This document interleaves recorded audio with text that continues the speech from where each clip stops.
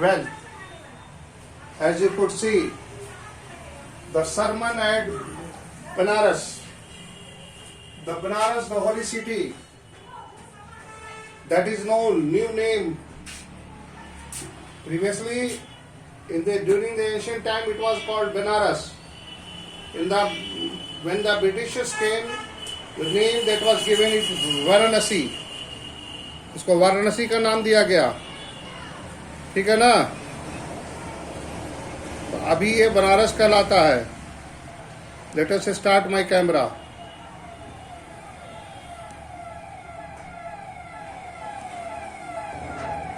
So presently it is called Banaras. So the sermon at the Banaras, can you recall whose sermon is being talked about?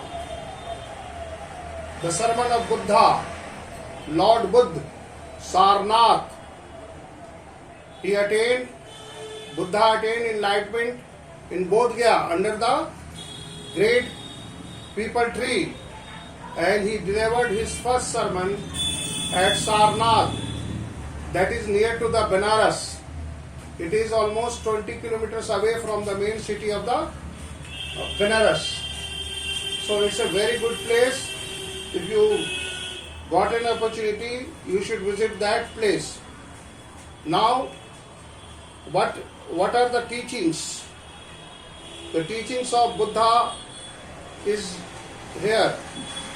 Come on, take out page number 133.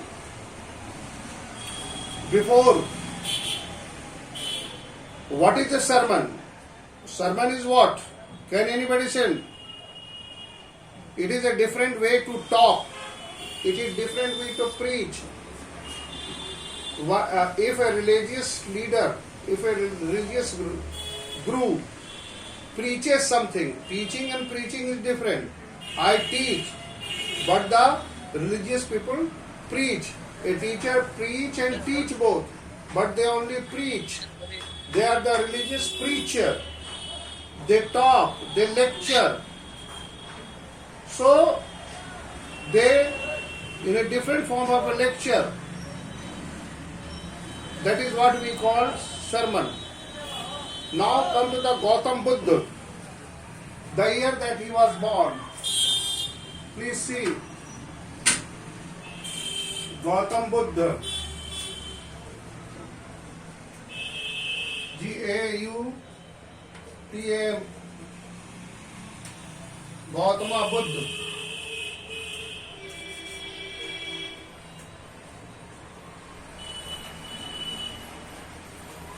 Gautam Buddha,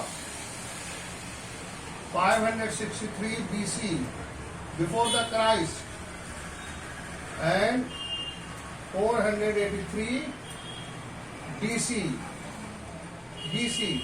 before the Christ. He born in 483 and lived till 560 BC, before the Christ. So you may see that the history, I told you, my dear friend, that we the Bihari have the richest cultural history. No other state, what talk of the state, even no other country can compare us the history of the Bihar that we have. You could see the Buddha, the Lord Buddha, who has given birth of Buddhism. King Siddhartha left his home and went and lived in exile for many years and reached to the Bodh Gaya. There he attained the enlightenment. So, began life as a prince named Siddhartha Gautam. In the northern India, at 12 he was sent away for schooling in the Hindu sacred scriptures, and 4 years later he returned home to marry a princess. So he married at the age of what year? Just 16 years. They had a son and lived for 10 years and befitted royalty. Befitted, that is fit to. If something is befitted, that is rightly. Befitted means fit to. Fit se bana befitted. Befitted royalty. about the age of 25, the prince therefore shielded from the suffering of the world. So, when at the age of 40, so here you see Gautam Buddha at 12, at 12, at 12.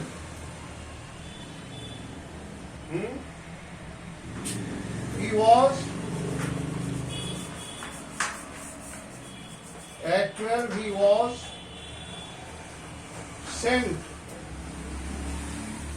At 12 he was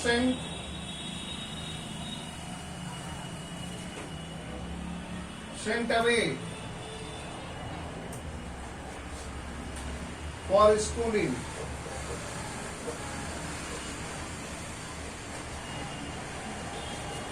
Here you see. And at the age of 16, at 16, he was married. He was married.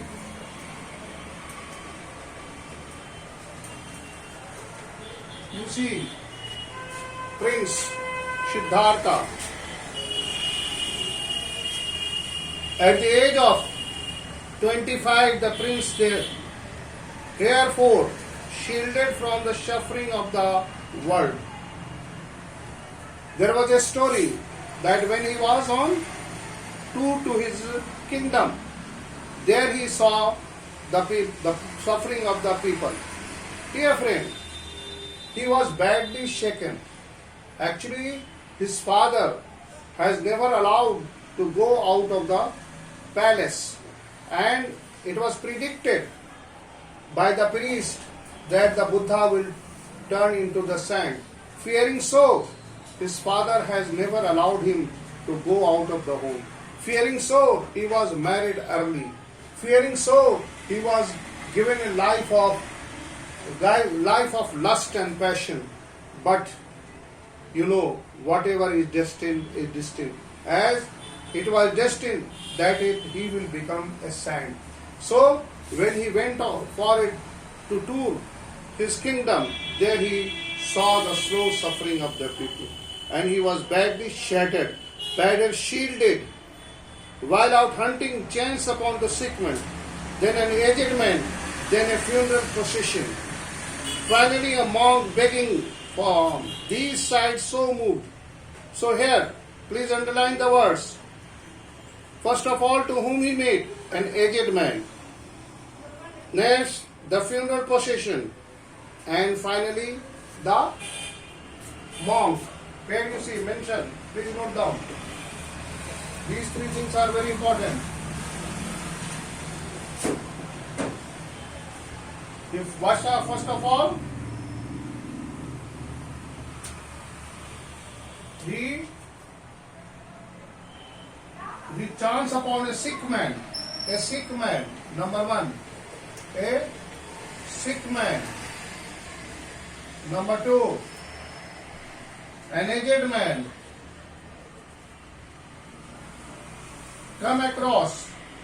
He came across a sick man, an aged man. An aged man. He came upon the sick man, an aged man, then funeral procession. Funeral. Funeral. Funeral procession. Procession.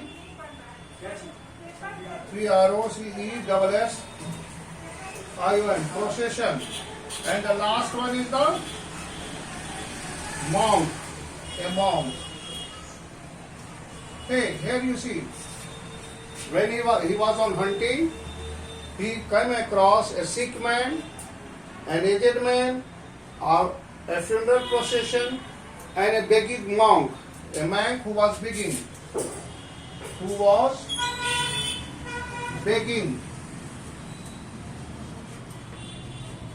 भीख मांग रहा था. There you see, he came across these three people, and after having seen After came across these three people, he was badly moved. He was badly moved. So, these were the people. Sick man, aged man, funeral person, a monk who was begging. And having seen them, having come across them, he was badly moved. He was moved. Now come to the next. He was moved. These sights so moved him that he once went out into the world to seek enlightenment. Concerning the shadow he had witnessed, he wandered for 7 years. He wandered, number.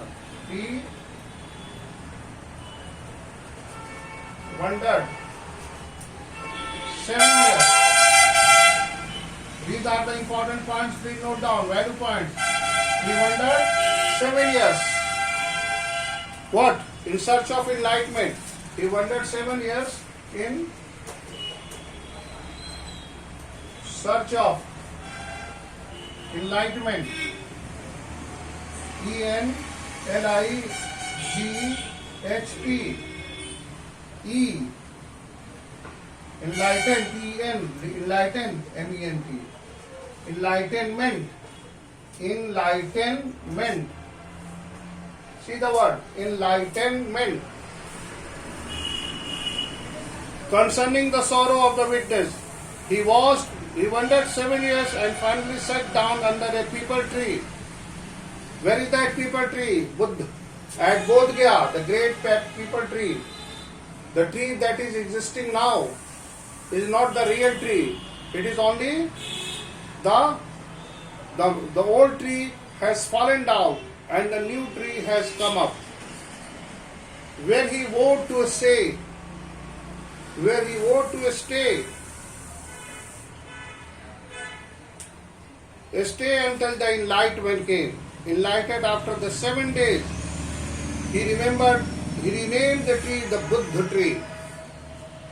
Bodhi tree. That peepal tree is called Bodhi tree.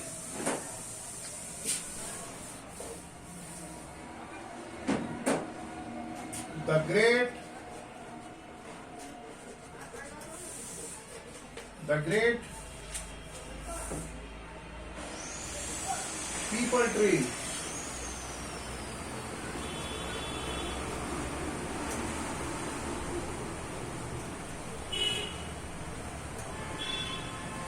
Tree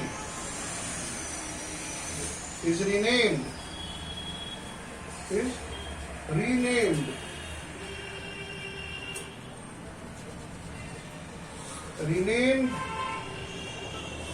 the tree. Renamed as Bodhi tree. Bodhi, P-H-I. Bodhi tree. Here you see. Bodhi tree. It was renamed Bodhi tree. Tree of wisdom. And began to teach it and share his new understanding. At the point he became known as the Buddha. Now he is known as the Buddha. And do you know, people of Bihar is called Buddhu. Why we are called Buddhu? Buddhu means not foolish. The disciple of Buddha is called Buddhu. From Buddh, the Buddhu. The follower of Buddhism, the founder of Buddhism is called Buddhu. That is why we the Biharis are called Buddhu. In fact, the word Buddhu is minted from Buddha. So, if somebody is called Buddhu, you say, feel happy that you are called the disciple of Buddha. So became known as Buddha. The Buddha preached his first sermon at the city of Benares. Where? City is Benares, that is Sarnath. Sarnath. The first sermon. The place is Sarnath. A city of most holy decent place, a river of Ganges. The sermon has been preserved and it is given here. It reflects to the Buddha's wisdom, about manuscript the kind of suffering. Here, the Gautami had only one son and he died. Gautami, the story of Gautami, and she had only one son and the son has died. In her grief, she cried. The dead child to all her neighbors, asking them for medicine. And the people said, she has lost herself, the boy is dead. You see, you can understand the pain and the agony of a mother. Gautami, the son has died, but she was so badly affected by the death that she thought that her son is still alive. So she was demanding medicine. At length, Gautami met a man who replied to her, I can't give these medicine for the child, but I know a physician who can. And the girl said, pray tell me, sir, who is it? And the man replied, go to Sakyuni the Buddha. The Gautami repaired the Buddha and cried. Repaired means went to. Please note down. Repaired, went to.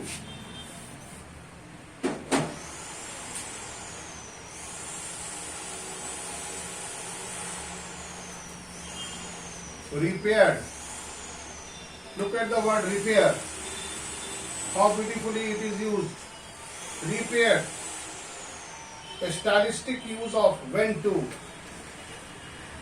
Went to. She was in despair, so she repaired. Despair, despaired. Now, as she was in despair, having get the solution, she was repaired. In that sense, stylic. Repaired, despaired ka repaired.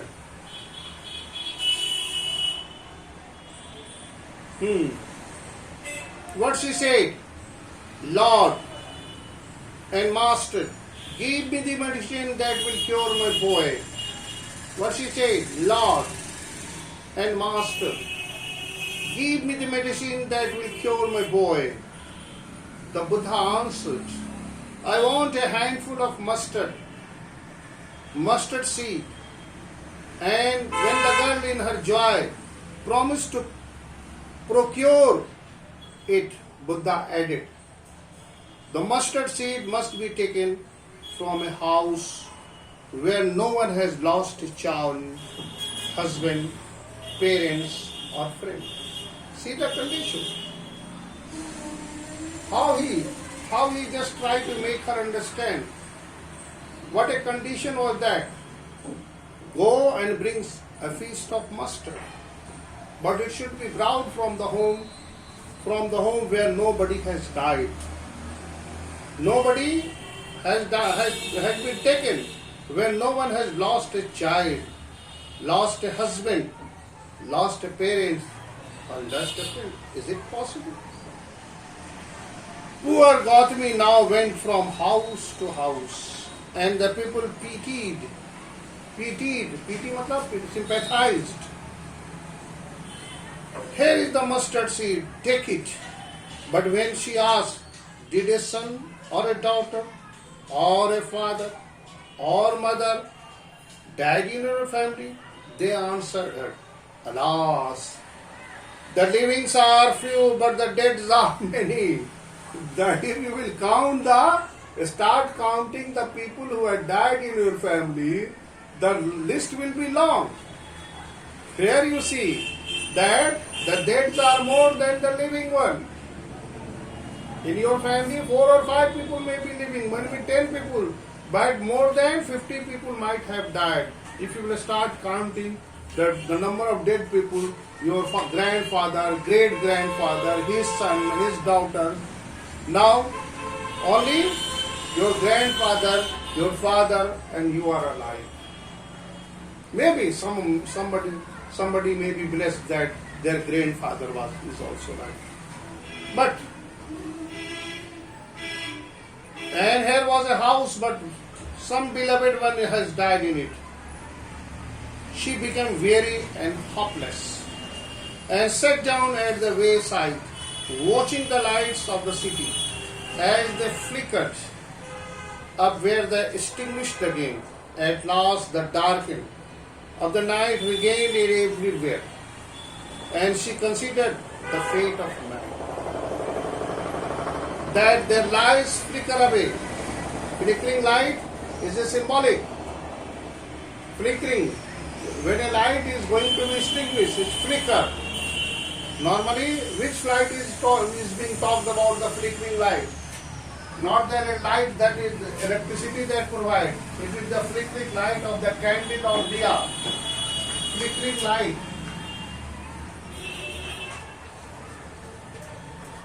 Flickering lights of candles and earthen diya. These were the only source of light during the Buddha. There was no electricity, my dear friend. So, here the flickering lights of the candle and diya is here compared. Compared with what? The lives. The light flickers away and extinguishes again. And she thought of herself, how selfish I am. I am in grief. That is common to all. That is common to all. Yet this is the valley of dissolution. There is a path that leads him to the immortality, who has surrendered all selfishness. If you have surrendered your selfishness, how we can get mortality? Man is mortal, but how we can get the mortality? Through surrender, immortality, who has surrendered all the selfishness. If we are ready to surrender the selfishness, then we may be immortal. The Buddha said, the life of mortal in this world is a trouble. Life of mortal, men are mortal. Whose life is being talked about? The life of man.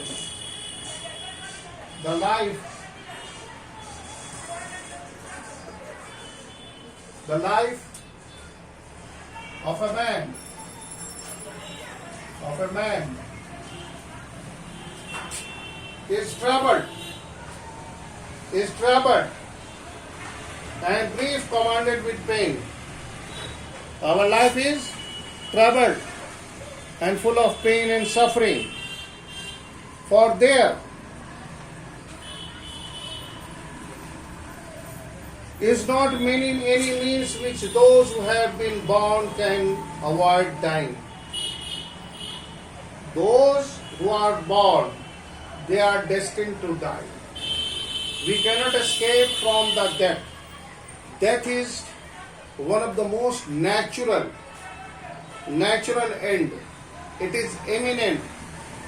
Death is certain. In your life, birth and death is your certain. When you are born, on that very day, the time of the death is the time and the age. At what age you are going to die, and on which time you will die. It is written. So, dear friend, we should not fear the death. Death is most imminent, unavoidable, and this is the only aim, this is the only truth that has to come, and it will come in our life. So, the person who is born will die, and after reaching old age, there is death. Of such a nature are living beings. As ripe fruits are yearly in danger of falling, so mortals when born are always danger of death. When you are born, you are in danger of death. As all earthen vessels made by the potter end in being broken. We are what? We are the earthen vessels. Here we are compared with the earthen vessel. मिट्टी के बर्तन से बनाए हुए हैं. Remember the poem of Harivansh Rai Bachchan. मृद मिट्टी के मडघट टूटा ही करते हैं, लघु जीवन लेकर आए प्याला छूटा. That is the earthen plot. The earthen pot of our life is very short-lived. Someday, somehow, when the time will arrive, when your day and time will come, nobody is going to save you. You have to die.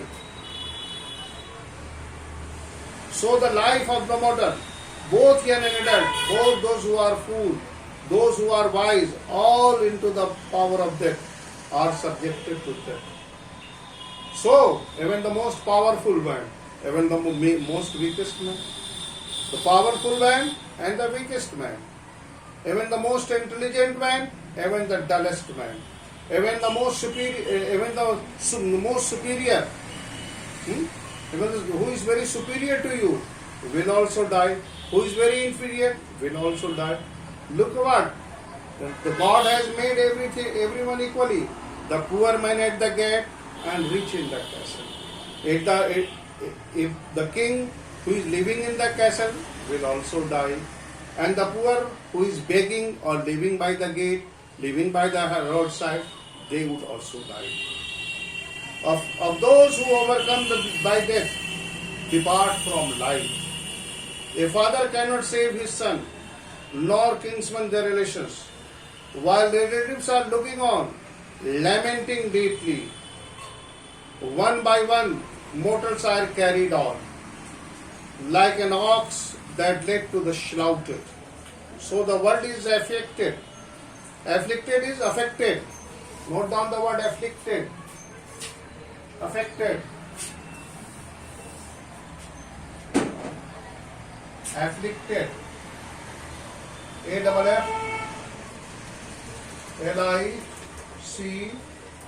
Afflicted. Affected. A-F-F-L-I-C-T-D. Affected. That is affected. Affected. Affected. Affected with death and decay. Therefore, the wise do not grieve. So, we are subjected to death and decay. And the person who is wise, they never cry, they never weep, they never grieve, knowing the terms of the world. This is the terms of the world. What is the term of world? Whoever is born will die. Okay? No, not from weeping nor from giving will anyone obtain peace of mind. By weeping, by grieving, by lamenting, and by crying, or by making any kind of a hue and cry, we are not going to get any kind of a peace, my dear friend. On the contrary, his pain will be greater and his body will suffer. If you think that by your weeping can save, dear friend, can you think one for a time? For a while you think. If all these if the lamentations, weeping and tears can save the life, if they can return back the dead people, the people who has died, if they could revive, if by weeping we could revive, I suppose the entire world will be a cesspool of the tears.